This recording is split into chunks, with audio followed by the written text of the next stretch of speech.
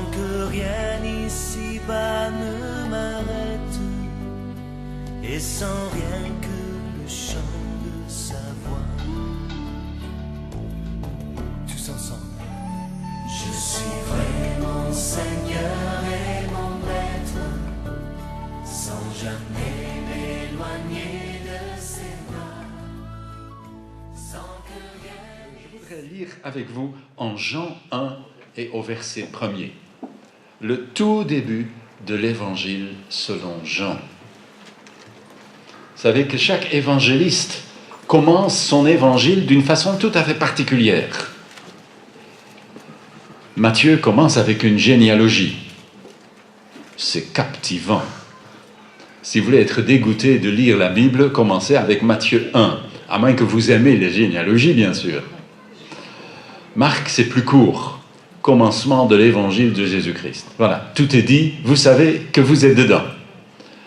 Luc, c'est le grec qui aime les belles histoires. Il commence avec l'histoire de Noël. C'est essentiellement puisé dans l'évangile selon Luc. Jean écrit beaucoup plus tard que les autres, on est à la fin du 1er siècle. Et Jean commence son évangile, probablement il a écrit plus tard, peut-être quand il avait fini son évangile et cherchait une bonne introduction, peu importe. Mais Jean commence son évangile par un texte un peu plus philosophique. C'est le genre de texte où vous pouvez dire après « Oh, le pasteur est difficile, hein !» Non, le pasteur est facile. C'est parfois la Bible qui est un peu difficile. Jean 1 n'est pas le texte le plus simple, et pourtant, c'est d'un vocabulaire on ne peut plus réduit. Quelques mots, et tout est dit. Lisons ensemble, 1 à 11 de Jean 1. Au commencement était celui qui est la parole de Dieu. Il était avec Dieu, et il était lui-même Dieu. Au commencement, il était avec Dieu. Tout a été créé par lui.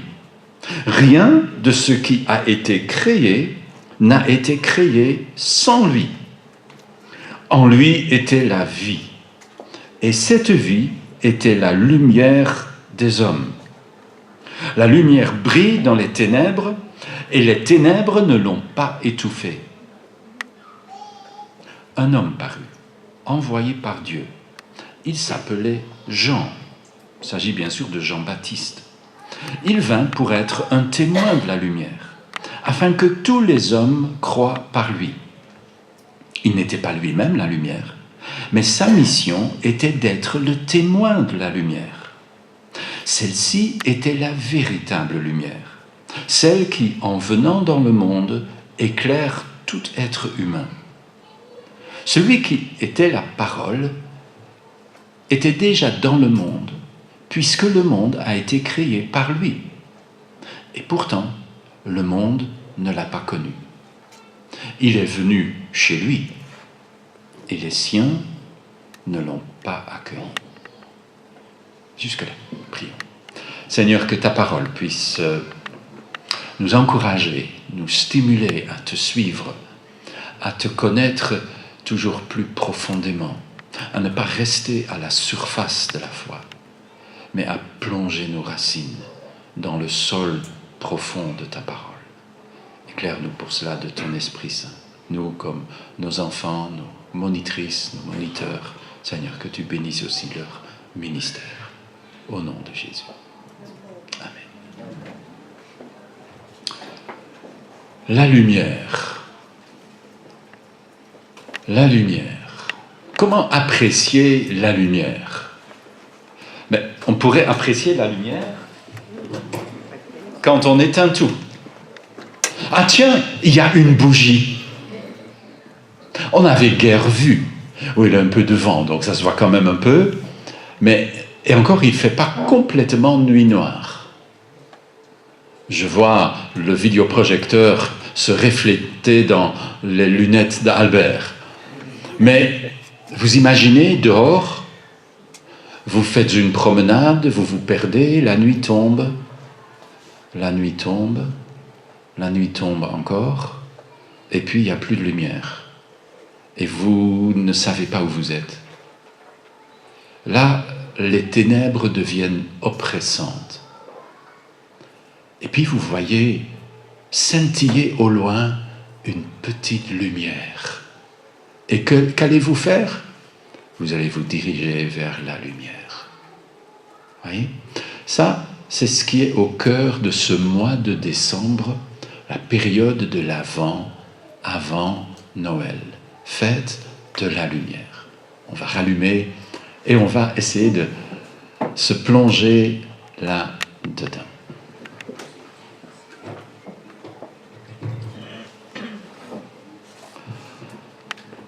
On a besoin de lumière. Est-ce qu'on pourrait réduire un tout petit peu? Ça fait un écho dans mes oreilles. Voilà, c'est mieux. Au lieu de tâtonner dans le noir, nous sommes faits pour vivre dans la lumière. C'est le propre de l'homme. Il ne peut pas vivre sans lumière. C'est pour ça que c'est si grave que d'être aveugle, que de vivre dans le noir. Bien sûr, on s'y habitue parce qu'on s'habitue à tout. Mais on n'est pas destiné à ça. Dès le début de la création, c'est ainsi. Au commencement, Dieu créa les cieux et la terre. Et puis, premier jour, Dieu dit que la lumière soit. Et la lumière fut. La lumière. On a besoin de la lumière pour vivre. Nous avons besoin de la nuit pour dormir. Mais nous avons le jour et la lumière pour vivre. Jean commence son évangile pareil à Genèse 1. Au commencement. Au commencement était la parole. C'est comme ça dans la Genèse. Au commencement, Dieu dit.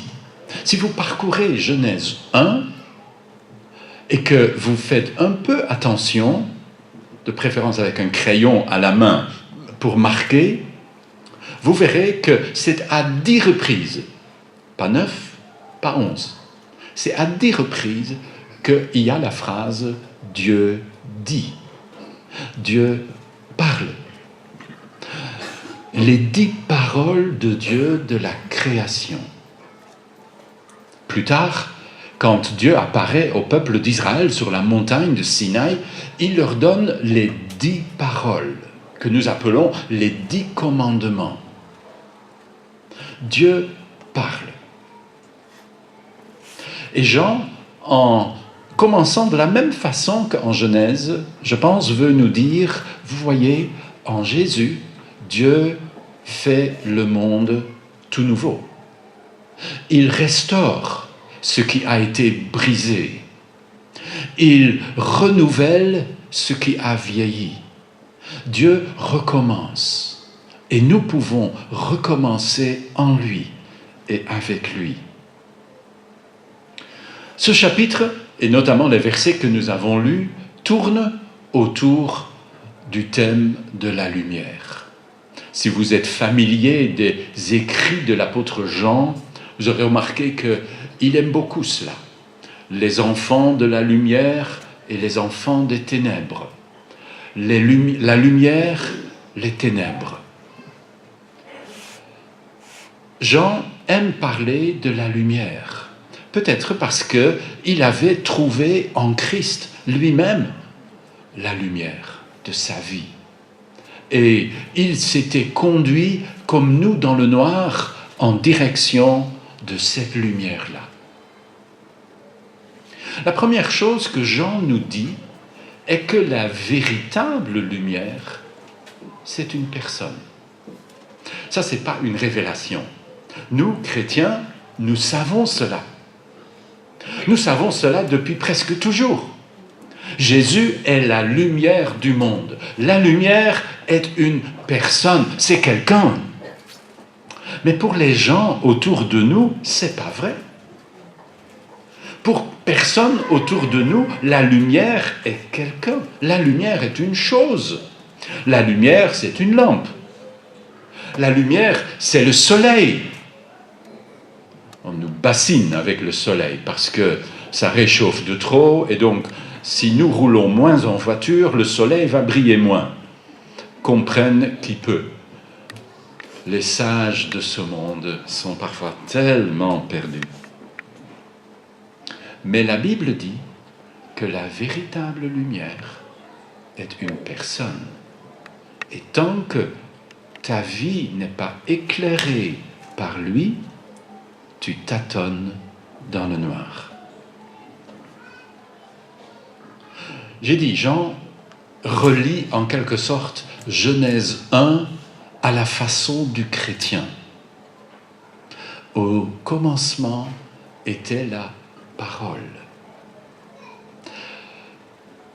Quand vous lisez un peu plus loin en Genèse, au chapitre 3, c'est le chapitre de la chute.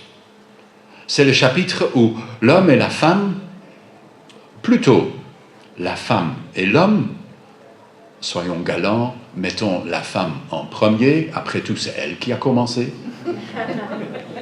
La femme et l'homme viennent de manger du fruit défendu. Et puis nous lisons, et je vais le lire dans la traduction du Semeur en Jean 3:8, « Au moment de la brise du soir, ils entendirent l'Éternel Dieu parcourant le jardin. » Mais si vous lisez cela plus littéralement, en fait, le hébreu écrit, et c'est comme ça dans les vieilles traductions, où on a respecté cela, « Alors ils entendirent la voix de l'Éternel Dieu qui parcourait le jardin. » Une voix qui parcourt le jardin.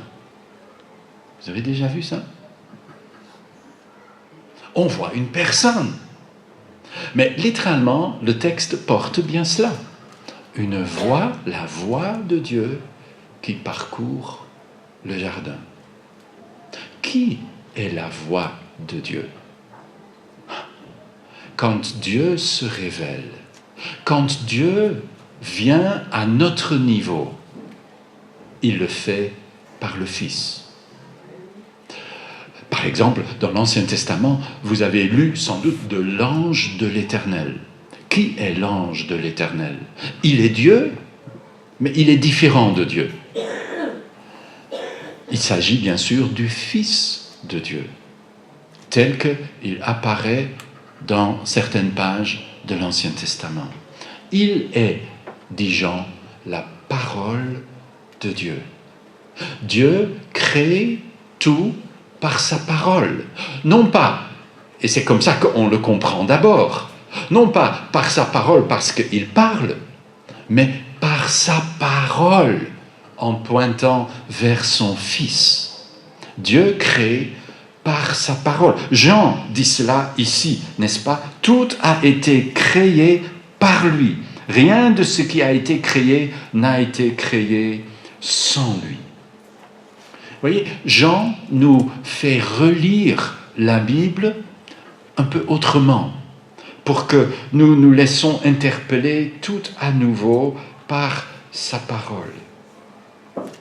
Et puis, Jean va identifier cette parole d'une façon on ne peut plus simple et on ne peut plus incompréhensible. Il dit, il était avec Dieu et il était Dieu. Ou plutôt, littéralement, Dieu était la parole. Il était différent, il était avec Dieu et il était identique. Il était Dieu. Il était un autre et pourtant le même. Vous sentez le sol se dérober sous vos pieds? Ça, on ne comprend pas. Pour nous, ce n'est pas possible. Soit tu es le même, soit tu es différent. Mais Jésus est différent et le même. Si vous comprenez cela, vous avez compris la Trinité. Et si vous dites « Ah, maintenant j'ai compris », j'aimerais vous dire que vous n'avez toujours pas compris.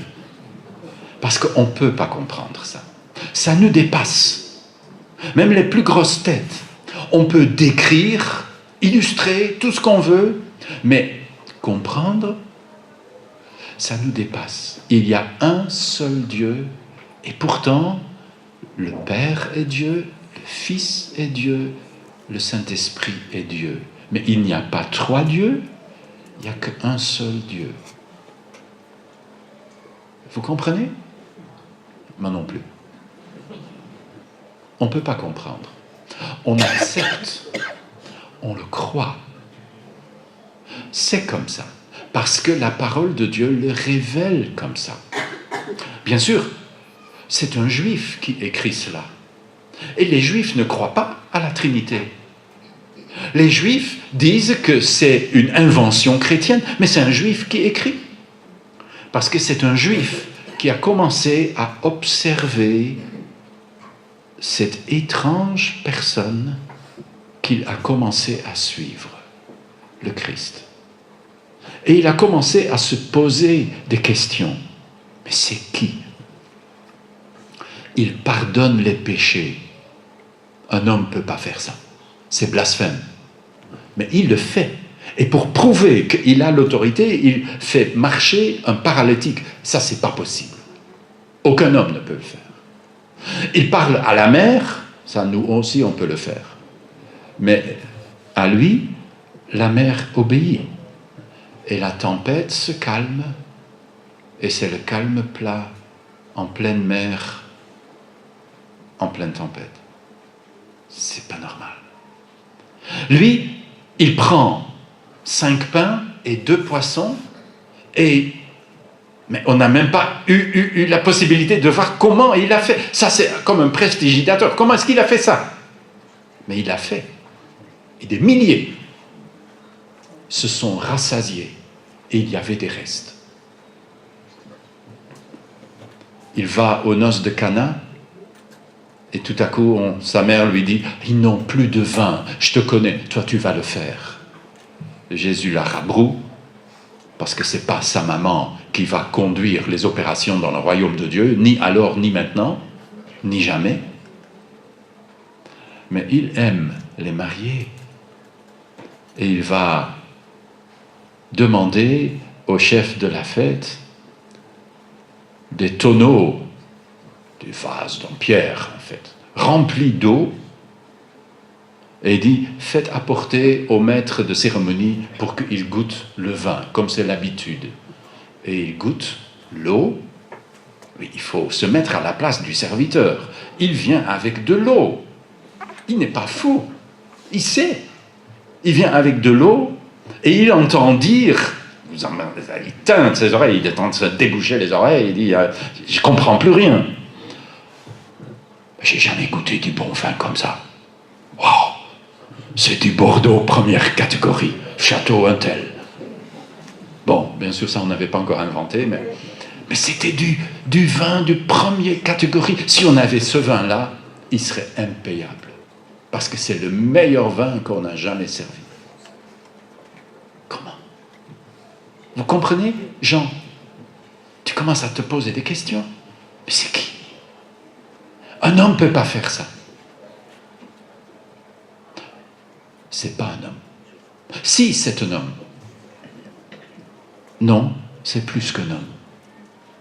Voyez? Et c'est ce qui l'amène à écrire ces paroles si simples, si limpides, si compliquées. Il était avec Dieu, il était Dieu. Tout a été fait par lui. Rien de ce qui existe n'a été fait sans lui. Regardez la Lune, elle n'a pas été faite sans Christ. Regardez Jupiter, Jupiter n'a pas été fait sans Christ.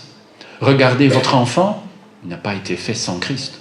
Regardez le tableau que vous venez de peindre, si à tout hasard vous êtes artiste peintre, rien de ce qui est n'a été fait sans lui. Il a sa main dans toutes les pâtes et dans toutes les sauces.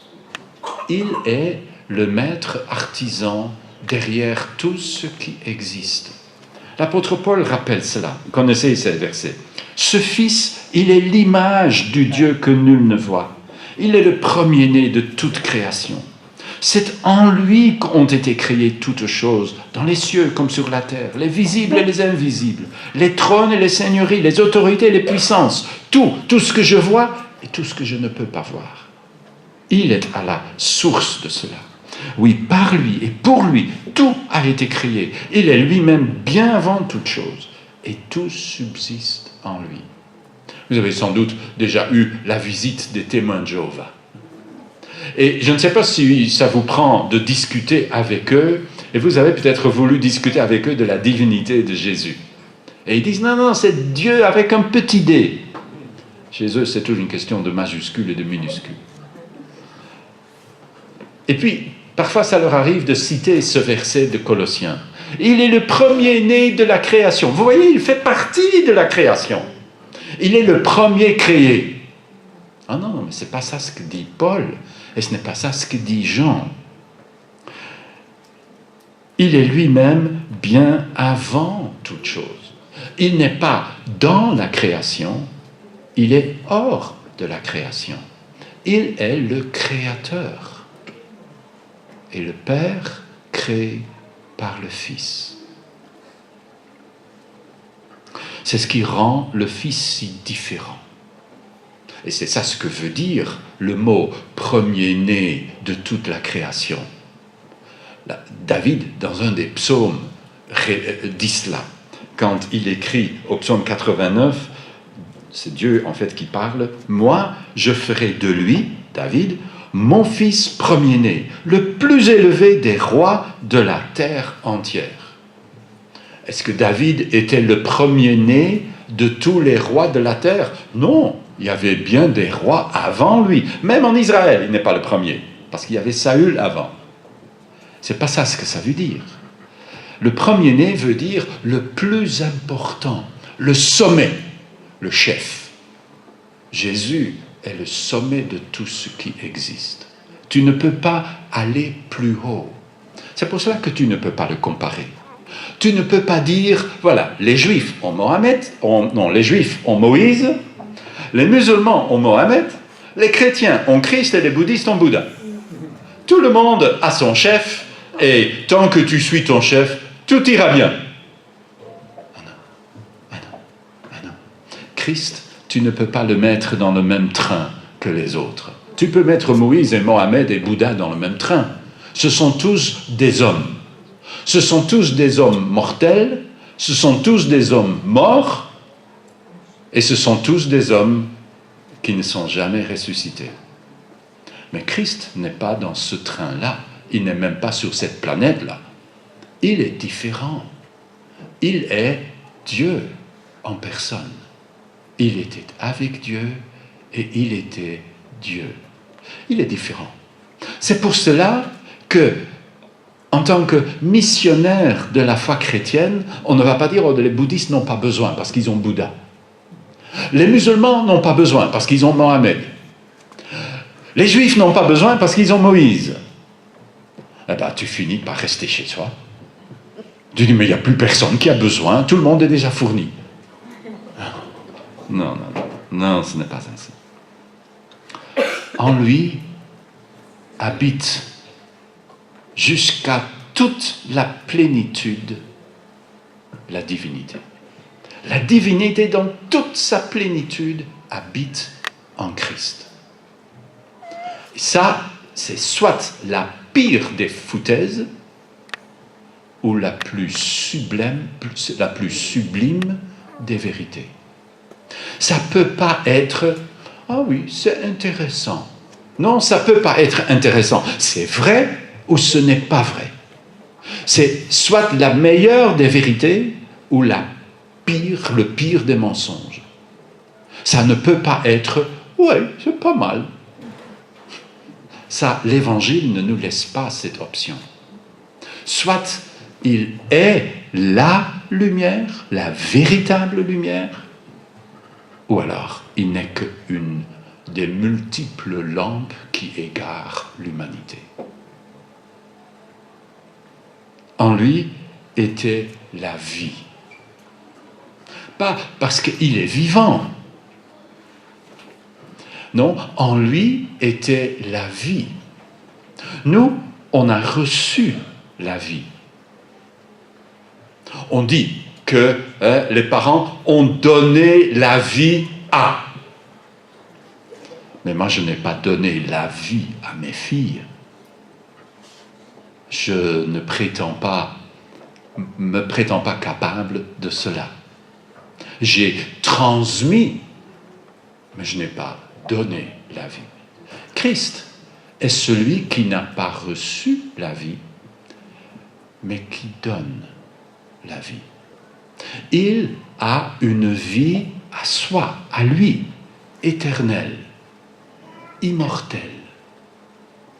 C'est pour cela que cette vie est la lumière des hommes. Si tu ne marches pas à cette lumière-là, peu importe ce que tu crois ou ce que tu prétends, tu tâtonnes dans les ténèbres. Tu peux suivre les plus grandes lumières de notre monde, mais tu ne fais que tâtonner dans les ténèbres si tu ne suis pas le Christ, qui est la véritable lumière. Jean ajoute à son vocabulaire extrêmement réduit un autre mot. Verset 5, la lumière brille dans les ténèbres. Vous voyez, c'est là où c'est différent de Genèse 1. En Genèse 1, il n'y a pas de ténèbres. À la fin du chapitre, on peut dire « et tout était très bon ». Mais pas la nouvelle création qui commence. Elle se fait au milieu des ténèbres. Elle est une lutte de la lumière contre les ténèbres. Nous naissons tous dans les ténèbres. Ne pensez pas que parce que vous êtes né dans une famille chrétienne que vous êtes né dans la lumière. Mes filles, tout en étant nées dans une famille pastorale, sont nées dans les ténèbres. Bien sûr, ceux qui n'ont pas beaucoup d'admiration pour leur pasteur peuvent dire « Ah oui, absolument, je suis d'accord, c'était vraiment les ténèbres. » Mais c'est vrai pour chacun de nous. Il n'y a pas d'exception à cela. Tu ne peux pas être autrement que par nature dans les ténèbres. C'est notre lot. Et lui, la lumière véritable, vient éclairer les ténèbres. Les ténèbres, parce qu'il y a une guerre. Il y a une guerre des ténèbres contre la lumière. Ici-bas, vous avez remarqué cela. Il faut toujours faire un effort pour avoir de la lumière. Arrêtez de faire des efforts. Éteignez les réacteurs à Tihange et à Doul. C'est le noir. Tu ne fais plus d'efforts, tu ne consommes plus d'énergie, tu retombes dans les ténèbres. Tu allumes une bougie à la maison, hein, c'est joli, c'est la lumière. Mais quand la bougie est au bout, c'est fini. Et tu ne le rallumeras plus jamais, parce que c'est fini, c'est consommé. Tu vois, ici, il faut mettre des efforts pour avoir la lumière. Au ciel, c'est pas ainsi. Dieu ne doit pas consommer pour que la lumière brille. Il est la lumière. Chez lui, ce sont les ténèbres qui doivent faire un effort. Mais les ténèbres ne peuvent pas vaincre la lumière. Et cette lumière vient ici-bas. Et alors Jean introduit son homonyme, Jean-Baptiste. Il est là comme témoin de la lumière. Je ne sais pas si vous avez réfléchi jamais à cela. C'est bizarre, non? C'est un peu, c'est comme ça que moi je le lis. Un peu comme si je vous dis, vous voyez, ça c'est la lumière. Le pasteur est devenu un peu simplet aujourd'hui. On savait que c'était la lumière. Allez dehors et, peut-être pas aujourd'hui parce qu'on ne le verra pas, mais un de ces jours où il va revenir, dites, ah voilà le soleil. Oui, j'avais remarqué. Oui, c'est pas nouveau, hein. Ça arrive la plupart des jours de l'année. Un témoin de la lumière. Pourquoi tu as besoin d'un témoin de la lumière? Parce que la véritable lumière est cachée. Elle est voilée. Il faut un témoin pour la révéler. Il faut quelqu'un pour te pointer le doigt, te mettre le doigt dessus et te dire, tu vois, la lumière. C'est parce que nous sommes perdus. Au milieu de toutes les lumières parasites, nous ne voyons plus la lumière. Comme une bougie qu'on allume dans une salle suréclairée par des néons puissants. Tu dois faire un effort pour le voir. Tu peux l'oublier. Mais si toute la prédication, on avait continué dans le noir, vous serez sortis d'ici en disant « Ah, il y avait une lumière. » Mais là, bah oui, c'est vrai, il y a une bougie. On la voit guère. C'est comme ça dans notre monde. C'est à ce point que les ténèbres ont envahi nos vies. C'est que nous ne voyons plus la lumière. Nous n'entendons plus la voix qui parcourt le jardin. Il y a tellement de bruit parasite. De toute façon, une fois que tu as ton téléphone branché sur tes oreilles, tu n'entends plus rien. Tu es dans ton monde. Et c'est le problème de notre monde.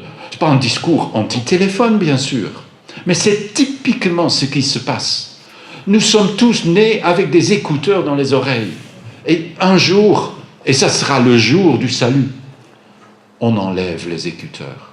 Ne dites pas « Dieu va les enlever ». Ça, c'est vous qui devez le faire. Et puis, vous pouvez entendre la voix de Dieu. L'homme, aujourd'hui, plus que jamais, a peur du silence. Donc, il remplit son monde avec du bruit. Et du coup, la voix de Dieu est inaudible. Il faut un témoin. Il faut un témoin. Ah, tu me parles. Ah, tu fais le geste qui sauve. Tu enlèves l'écouteur de ton oreille. Un geste qu'il faudrait apprendre à pratiquer plus souvent d'ailleurs. Un témoin. Il est témoin de la lumière. Quelques versets plus loin, vous le voyez en action. Il est en train de baptiser au Jourdain et il voit venir Jésus. Et il dit, voici l'agneau de Dieu qui ôte les péchés du monde. Mais où est-ce qu'il a étudié? Il a un master en quoi? Ah non, tu n'as pas besoin d'un master pour être témoin de la lumière. Tu serais beaucoup trop compliqué. Il est témoin de la lumière. Jean ajoute, Jean l'apôtre, au verset 8, « Il n'était pas lui-même la lumière. » Ce n'est pas le danger de tous les témoins de se croire tôt ou tard, eux, la lumière. Regardez autour de vous dans le christianisme d'aujourd'hui et regardez le nombre de témoins qui se prennent pour la lumière. C'est eux qu'il faut suivre. C'est vers eux qu'il faut venir. Ah, tu as entendu qu'il faut... On est témoin de la lumière. On n'est pas la lumière. Toujours un peu plus loin, dans ce même premier chapitre, au chapitre 1, 35, une page plus loin, au verset 35, Jean-Baptiste, accompagné de 2 disciples, voit le Christ de nouveau. Et il leur dit à nouveau, « Voici l'agneau de Dieu. » Et alors, au verset 37, les 2 disciples entendirent les paroles de Jean et se mirent à suivre Jésus. Et Jean, qu'est-ce qu'il a pensé? Ces 2 recrues les plus prometteurs, le futur apôtre Jean et le futur apôtre André. Ces 2 éléments les plus prometteurs, partis, le laissant tout seul. Qu'a-t-il ressenti? Ah ben je sais ce qu'il a ressenti. Il l'a dit. Un peu plus loin, tournez 2-3 pages. Jean 3, verset 26. Voilà, il y a des gens qui viennent trouver Jean-Baptiste et qui lui disent, « Maître, tu te souviens de cet homme qui était avec toi de l'autre côté du Jourdain et pour qui tu as témoigné? Eh bien, voilà qu'il baptise à son tour. et tout le monde se rend auprès de lui. Tu entends? C'est la voix du diable. Non? Le but, c'est de le rendre jaloux, envieux. Pauvre toi. Tu vois ça? Ton concurrent. Et il a plus de succès que toi. Que dit Jean? Eh bien, c'est conservé. Jean répondit, « Nul ne peut s'attribuer une autre mission que celle qu'il a reçue de Dieu. Vous en êtes vous-même témoin.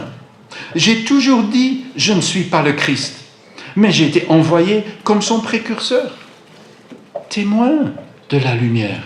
Je ne suis pas la lumière. À qui appartient la mariée? Au marié. Quant à l'ami du marié, c'est celui qui se tient à côté de lui et qui l'écoute. Entendre sa voix le remplit de joie. Telle est ma joie, dit Jean. Et à présent, elle est complète. Lui doit devenir de plus en plus grand, et moi, de plus en plus petit. Témoin de la lumière. Pour que, par nous, les gens aillent à lui. Le but n'est pas que les gens viennent à moi ou à toi. Notre but, c'est que les gens puissent venir à Christ. Parce que tu ne peux pas voir la lumière à moins de croire, à moins de t'engager. Comme les disciples de Jean, qui voient celui que Jean dit être l'agneau de Dieu, et ils se mettent à le suivre. Le témoin a rempli sa mission.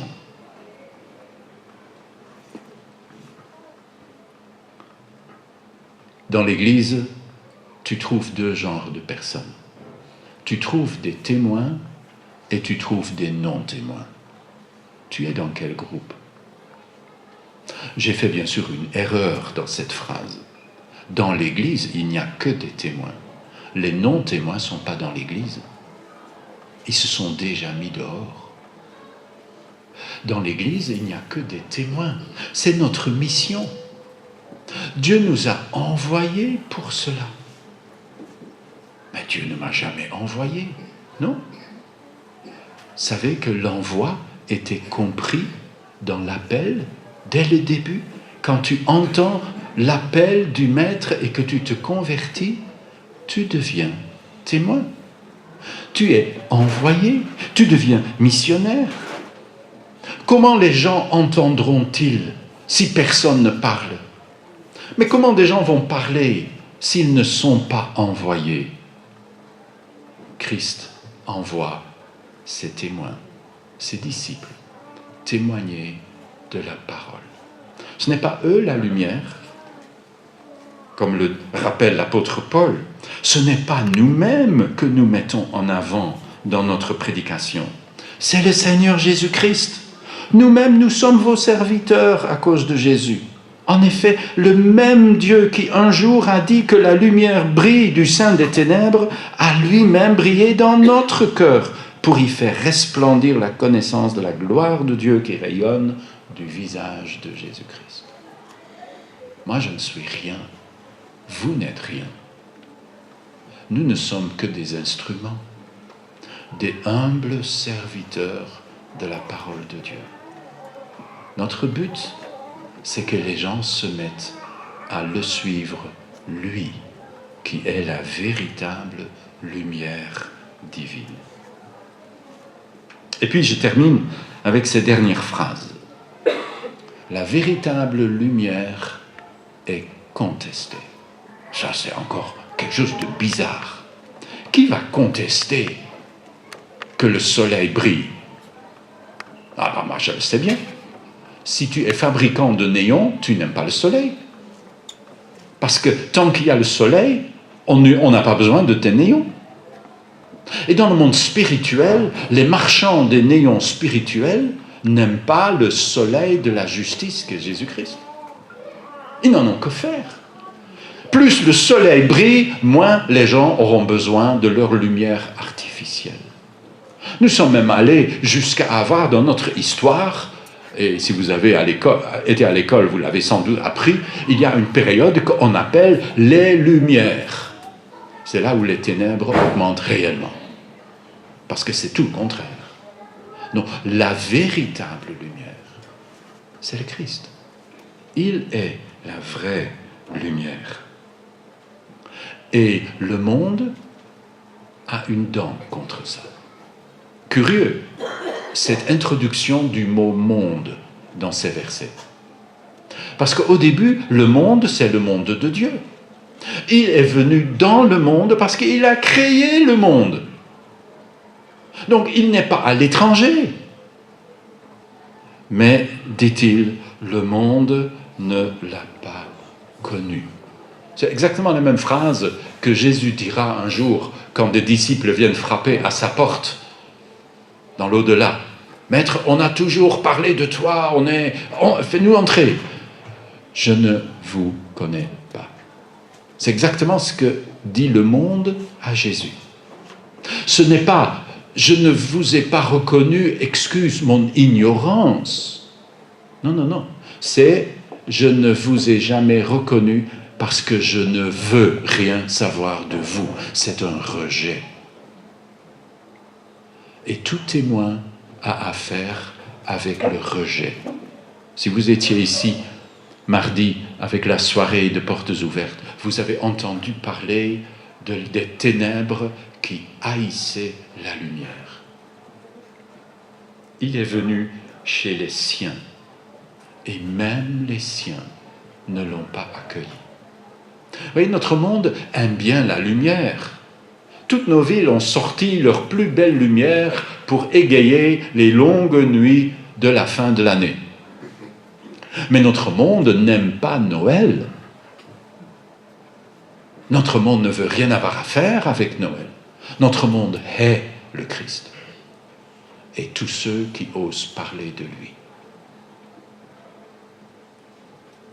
Il est venu chez les siens, mais il n'y avait pas de place à l'auberge. Ah, c'est ce que dit l'Évangile. Jésus, nous dit Jean au début du chapitre 7, n'est pas venu en Judée parce que les autorités juives cherchaient à le supprimer. On est loin de la croix. Et déjà, Jésus est sur le qui-vive. Il y a cette haine chez les siens, son peuple, Israël, qui aurait dû le recevoir bras ouverts, va bientôt lui ouvrir les bras et les attacher sur une croix. Quel étrange monde où la véritable lumière est éjectée. Quelle profondeur que les ténèbres. Jésus, dans une parabole, dit cette parole.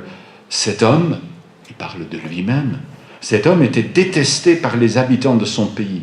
Aussi, ils envoyèrent derrière lui une délégation chargée de dire « Nous ne voulons pas que cet homme-là règne sur nous. » Ça, c'est ce qu'on entend à toutes les sauces dans notre monde. Nous ne voulons pas que cet homme-là règne sur nous. Comment est-ce que tu reconnais un chrétien? Mais c'est simple. C'est cet homme qui règne sur lui. Non? Il faut être simple. Un chrétien, ce n'est pas quelqu'un qui parle de Jésus. Un chrétien, c'est quelqu'un qui est soumis à Jésus. Un chrétien, c'est quelqu'un qui a été illuminé, éclairé par la lumière, au point d'être devenu lui-même témoin de la lumière. Le reste, ce n'est que du blablabla. Est-ce que je suis devenu témoin de la lumière? Est-ce que je vis à la lumière? Nous vivons dans un monde sombre, plus sombre que jamais. Et on pourrait vraiment se morfondre. Seigneur, c'est trop compliqué d'être chrétien aujourd'hui.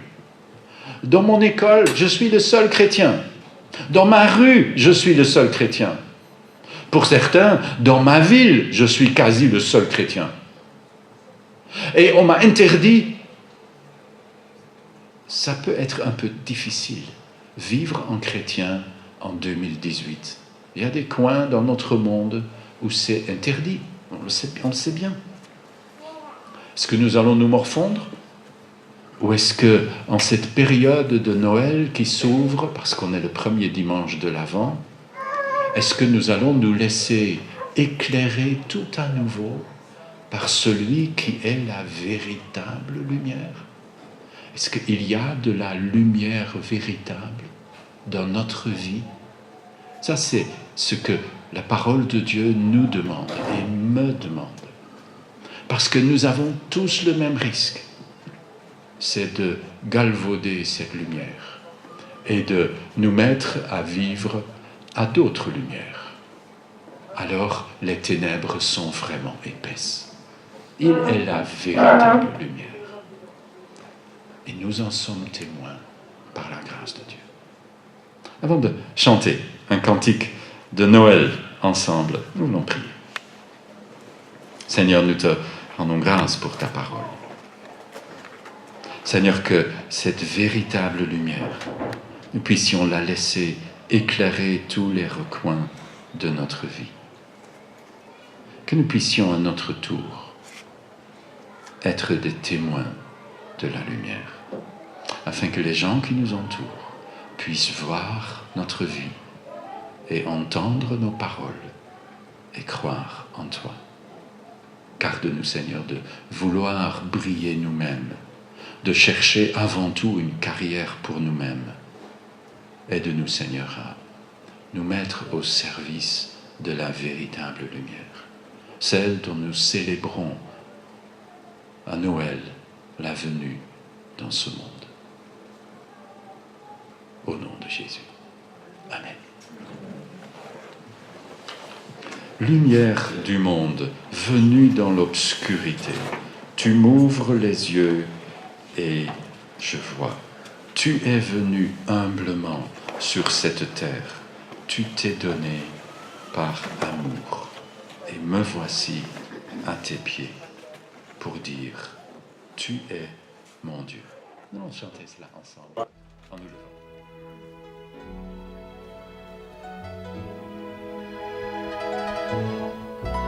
Que la grâce